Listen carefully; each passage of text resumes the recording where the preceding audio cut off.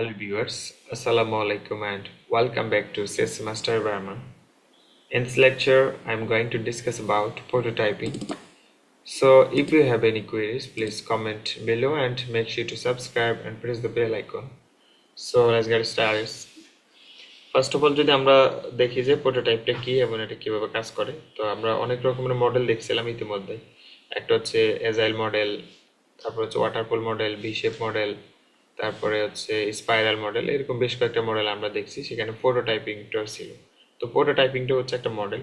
এই প্রোটোটাইপিং এই মডেলটা আমরা কখন সিলেকশন করি? যখন আমাদের রিকোয়ারমেন্টগুলো আমরা ফিক্সড করে ফেলতে পারি, দেন হচ্ছে আমরা সেখান থেকে হচ্ছে মডেল সিলেকশন করি। অর্থাৎ মডেল সিলেকশনের মাধ্যমে আমাদের রিকোয়ারমেন্টগুলো আমরা কি কি ফিক্স করলাম এবং আমরা কিভাবে আগাবো সেটার আমরা একটা রোড ম্যাপ তৈরি করি মডেল সিলেকশনের মাধ্যমে।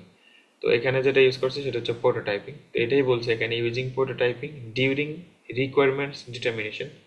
তো এখন আমরা যদি এখানে যেটা বলছো প্রোটোটাইপিংটা কি, আর প্রোটোটাইপিং এর মাধ্যমে আমরা কি করতে পারি সেটা অলরেডি আমি বলছি ইতিমধ্যেই, যে আমরা রিকোয়ারমেন্ট গুলো হচ্ছে একটা ভিজুয়ালাইজেশন পাই যে এটা কিভাবে কাজ করবে, how does work it.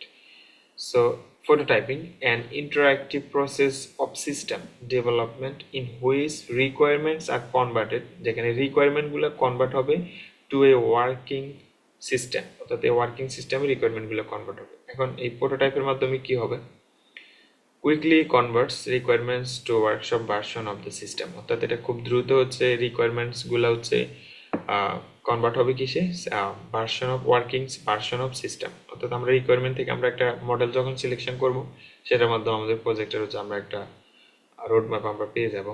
And এখানে এই প্রোটোটাইপিংটা ইউজ করা হয় যে এই জন্য, বা মডেলটা প্রোটোটাইপিং মডেলটা ইউজ করা হয় এই জন্য যে once the user sees requirements, মানে ইউজার দেখতে পারবে, ইউজার একবার দেখতে পারবে যে রিকোয়ারমেন্টটা কনভার্ট হয়েছে টু কি, রিকোয়ারমেন্টগুলো কনভার্ট হচ্ছে কিসে, মডেলে। দেন দেখার পরে সেটা যেটা করতে পারবে, user will ask for modification, user সেটা মডিফিকেশনের জন্য করতে পারবে, or will generate add request, অর্থাৎ সেই রিকোয়েস্টটাও সে করতে পারবে। লেটস সে আমি যখন একটা মডেল তৈরি করি ইউজারকে যখন দেব, বা ডেভেলপার যখন একজন ইউজারকে দেবে, তখন ইউজার দেখবে যে এই প্রজেক্টে কি কি রিকোয়ারমেন্ট আছে বা কি কি মডেল। এখন সে যদি চায় এখান থেকে কোনো একটা মডেল রিকোয়ারমেন্ট সে আপডেট করবে যে এই রিকোয়ারমেন্টটা এইভাবে না, এটা এইভাবে থাকবে, তখন সেটা আপডেটও করতে পারবে।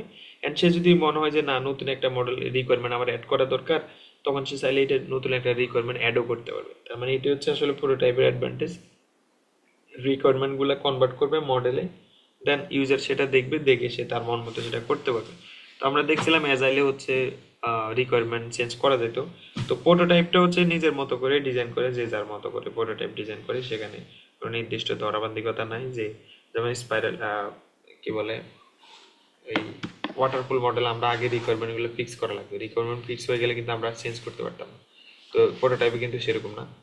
তো এই ছিল প্রোটোটাইপের বিষয়। আর প্রোটোটাইপ হচ্ছে টু টাইপের প্রোটোটাইপ আছে, একটা হচ্ছে ইভ্যালুয়েশনারি প্রোটোটাইপ অ্যান্ড একটা হচ্ছে থ্রো অ্যাওয়ে প্রোটোটাইপ। অ্যান্ড এখানে একটা চিত্র আছে, আপনারা যদি পরীক্ষা আসে তাহলে এখান থেকে যে তিনটা কি পয়েন্ট আছে এই পর্যন্ত দিলে হবে সিস্টেম।